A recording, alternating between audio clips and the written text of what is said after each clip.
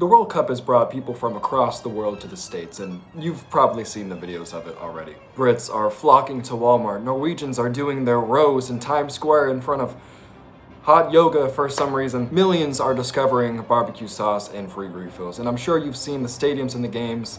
It's been a lot better than people expected, but what happens when a city isn't hosting in the 2026 World Cup? I'm gonna show you that now.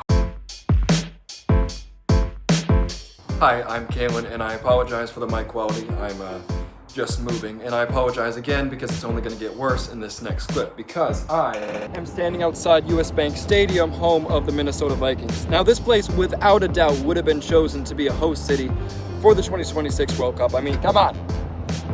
Come on, are you seeing the place? Top 3 stadium in the country, easy. Unfortunately, though, the city decided in 2018 to withdraw from consideration, so it didn't happen. And you'd figure fans eager enough to see a World Cup match would just go take an 8-hour trip to Chicago, but also not an option. They withdrew around the same time. The FIFA Fan Fest for all the stadiums have been electric, but if they can't go here, where do they go? Well, it's actually pretty simple. They go there, like this, or even here. They're not open yet. Places all across the city have been giving. Sorry, I just walked like 2 hours to get those shots. Places all across the city have been giving fans exactly the same experience, in my opinion, as those fan fests, and it's been just great to watch them live. I filmed my experience for USA Australia, so let's take a look at that now. He beat that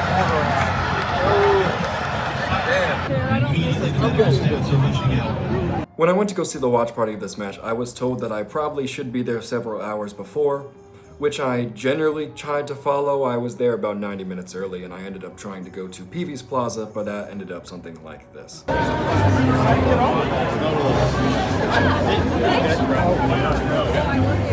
but that guy was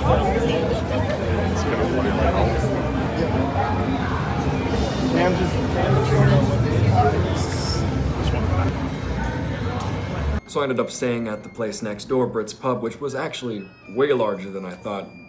Thousands of people were probably packed into that area and the outdoor area. Also, not really sure why we're watching an American soccer game in the most overly stereotypical British place I could probably think of, but I don't know. We're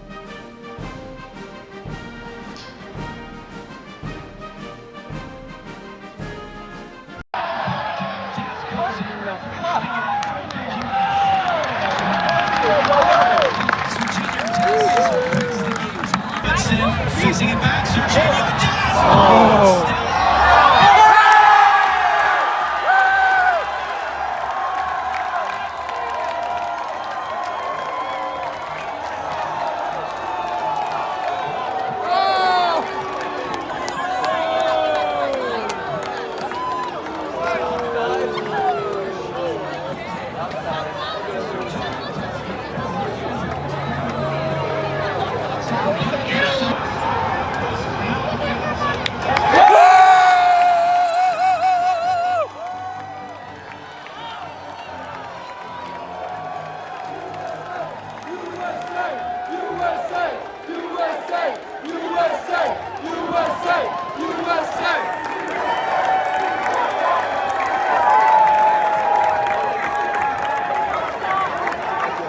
So the baseline experience at this game was totally fine, but the people that I met made it 10 times better. There was a couple of people I chatted with that I said I was new to the area, and I got paragraphs and monologues on what to do next. These were people from supporters groups of Minnesota United.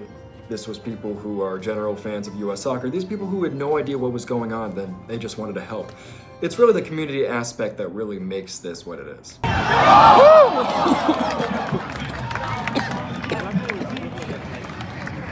Man, I talked to one extra person about the game and about some other stuff, and they said, "Hey, want to go get a drink?" Come on, man. I can't do that.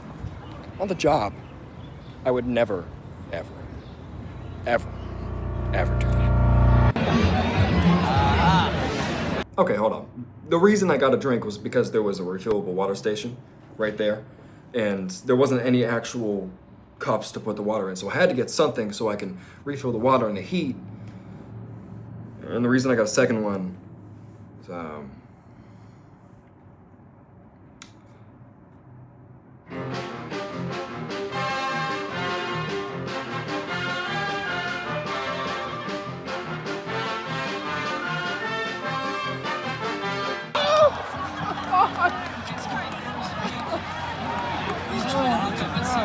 Look at that. They're trying to push it That. in the goal, but then they leave themselves exposed at the back. Wow.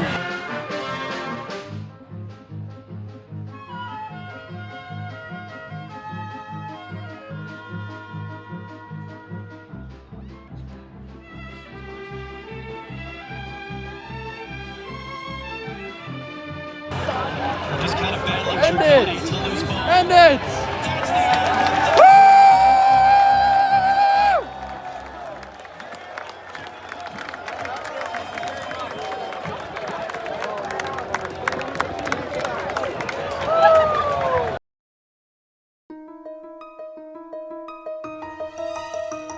And the second half was really just vibes, party, and To it! Come on! USA! a whole lot of passion. You know, there's a stigma against Americans that I'm not here to tell you isn't true.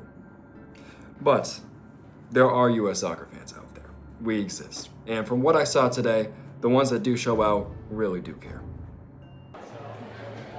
Let's go, Wolves!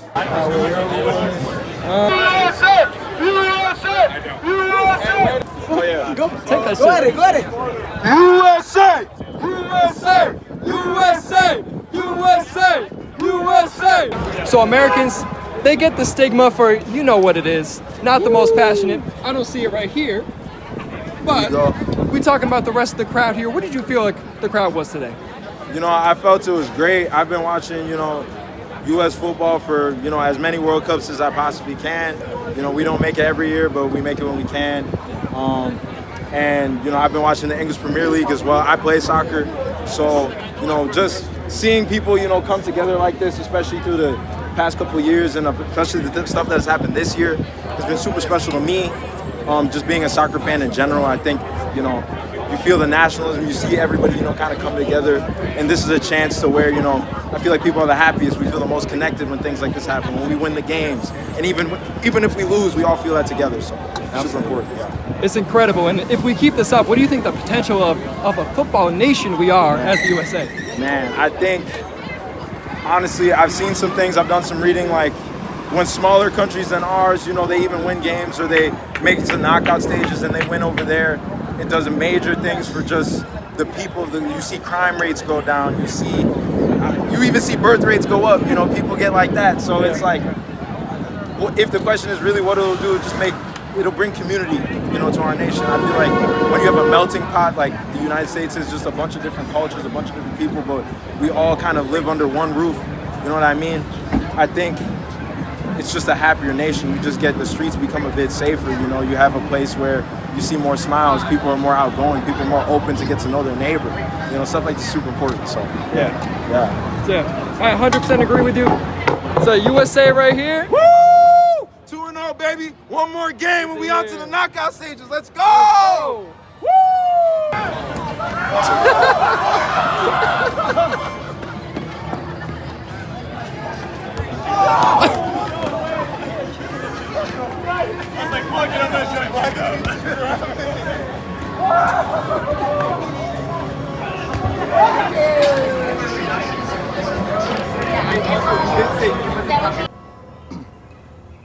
USA 2, Australia 0.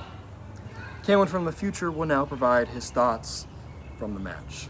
Yeah, no thanks. I'm actually from the future and USA just got belted by Belgium and I don't really want to talk about it. Please subscribe if you are a fan of US soccer because I am trying to spread the game to as many Americans as I can. I was doing that for the 2026 cycle and now I'm planning to do it for the 2020-30 cycle. Damn it, I almost got through. Take your things and go. I'm jumping off the edge.